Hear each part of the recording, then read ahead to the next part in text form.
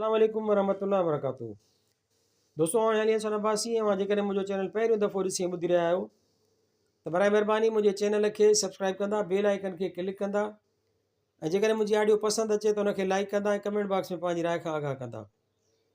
किताब जो नालो आहे लोक कहाणियूं, जुल्द ॿियो, बादशाहनि, वज़ीरनि ऐं सौदागरनि जूं ॻाल्हियूं। मुरतब डॉक्टर नबी बख्श ख़ान बलोच, छपाईंदड़ सिंधी अदबी बोर्ड, जामशोरो सिंध, छापो 5 जनवरी 2014 ईस्वी। हीअ ॻाल्हि विचोले तालके शहदादपुर मां ज़फ़र बलोच खां मिली। कहाणी आहे जहानशाह बादशाह। जहानशाह नाले को बादशाह हो जो ॾाढो ज़ालिम हो। अमीर ग़रीब सभु हिन खां नाराज़ हुआ। नए ॾींहुं नओं ज़ुल्म कंदो हो। जंहिं ते बिड़क ॿाहिरि कढी तंहिंखे फांसीअ ते टंगायईं। हिकु ॾींहुं हीउ ज़ालिम बादशाह वॾे अटाले सां सही संभरी शिकार ते निकितो। सारो ॾींहुं झंग में माण्हुनि समेत भटकंदो रहियो, पर शिकार न मिलणो सो न मिलियुसि। मॼाण उन झंगल में हिकु केहर शींहुं रहंदो हो जो वरी सिज लहण महिल शिकार ते चढ़ंदो हो। हेॾां हिननि खे बि अची शाम थी ऐं होॾां शींहुं बि गजगोड़ करे उथियो ऐं सिधो मुंहुं कयईं बादशाह जे अटाले ॾांहुं। बादशाह जा माण्हू त हूअं ई हिन मां कक हुआ ऐं ॿियो वरी हर कंहिंखे जान जो ख़ौफ़, सो हू शींहं जे पहिरियों ई गजगोड़ ॿुधी भॼी विया ऐं बाक़ी वञी बादशाह अकेलो बचियो। हिन बि भॼण जी वाट ॻोल्ही, पर एतिरे में शींहुं बि अची मथां सुपियो।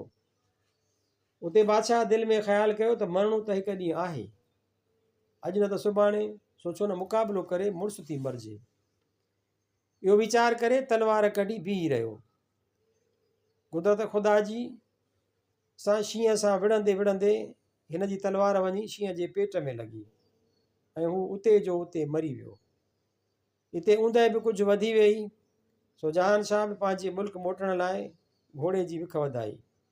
हलंदे हलंदे छा थो ॾिसे त हिकिड़ी ॿिली आहे जा हिकिड़े कुएं खे झलण लाइ उन जे पुठियां पई डोड़े। एतिरे में ओचितो हिकिड़ी लूमड़ी आई, तंहिं ॿिलीअ खे झले खाई छॾियो। लूमड़ी बि अञा अॻिते कीन वेई हुई त हिकिड़ो शिकारी कुतो अलाए जे किथां अची सहिड़ियो।